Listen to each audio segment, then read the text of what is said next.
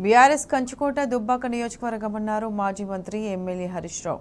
దుబ్బాక నియోజకవర్గంలో గులాబీ పార్టీ అద్భుత విజయాన్ని పురస్కరించుకుని నిర్వహించిన కృతజ్ఞత సభలో ఎమ్మెల్యే కొత్త ప్రభాకర్ రెడ్డితో కలిసి ఆయన పాల్గొన్నారు. బీఆర్ఎస్ నేతలు కార్యకర్తల కృషితోనే దుబ్బాకలో భారీ విజయం దక్కిందన్నారు. రాబోయే రోజుల్లో ప్రజా సమస్యలపై కాంగ్రెస్ ప్రభుత్వాన్ని నిలదీద్దామని పిలుపునిచ్చారు.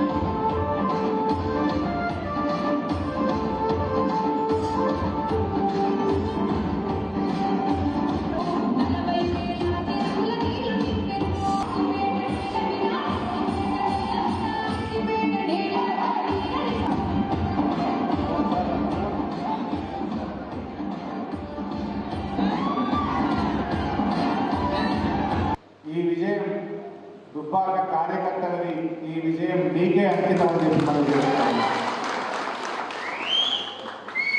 దుబ్బాక సత్తా ఏందో 54,000 మెజార్టీ ఇచ్చి చూపించారు. మాయ మాటలతో మోసపూరిత వాగ్దానాలతో ఒక్కసారి మోసం చేయగలుగుతావు కానీ ఎప్పుడూ మోసం చేయలేవు అని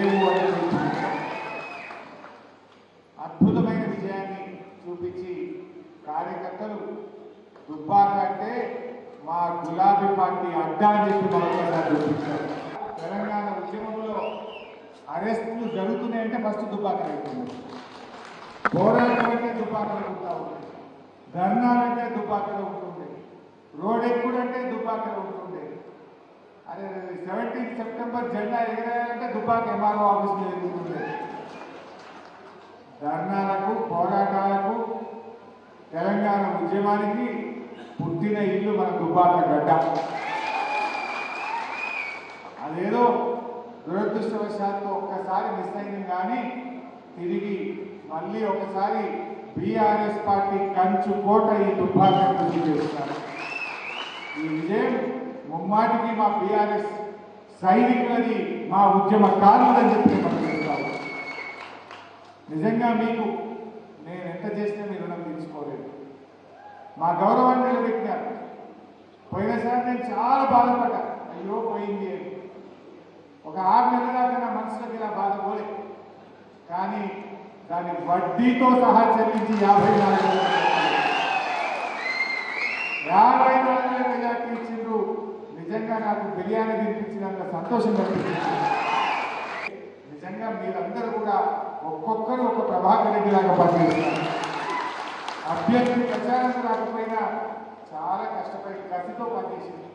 మీ కసి దెబ్బలిపితే కానీ బయటపడలేదు. ఎంత కసి ఉందో అది అర్థం కాలేదు. ఆ కసి దెబ్బలిపితేనే బయటపడలేదు. వచ్చేది మనదే అధికారం, భవిష్యత్తులో కూడా మనదే ఉంటుంది. మరి ఎవరు ఎన్ని చేసినా ఒక్కసారి మోసపోయినాం కానీ భవిష్యత్తులో మళ్ళీ మోసాలు ఇటువంటివి జరిగాయి. ఖచ్చితంగా వచ్చేది మన ప్రభుత్వం. మీరందరూ కూడా ధైర్యంగా ఉంటుంది. ఎక్కడ కూడా అజాగ్రత్త అవసరం లేదు. మనకు కావాల్సింది మరి మనం ఏదో కొత్త కోరికలు కోరుతలేం. మనం కావాల్సింది ప్రజలకు ఏం కావాలో అదే అడుగుతున్నాం తప్ప ఏదో 20-30 కోరికలు ఏదో ఇష్టం ఉన్నట్టు వాగ్దానాలు చేయలేదు. చేసిన కాడికి ఖచ్చితంగా చేసుకుందాం. మన కేసీఆర్ గారు కూడా మనకు ఎల్లవేళలా అందుబాటులో ఉంటాడు. ఏ ఆపద వచ్చినా సంపద వచ్చినా మరి హరీష్ అన్న మన పక్కనే ఉంటాడు. కాబట్టి వారి సహాయ సహకారాలు తీసుకొని భవిష్యత్తులో ముందుకు పోదాం.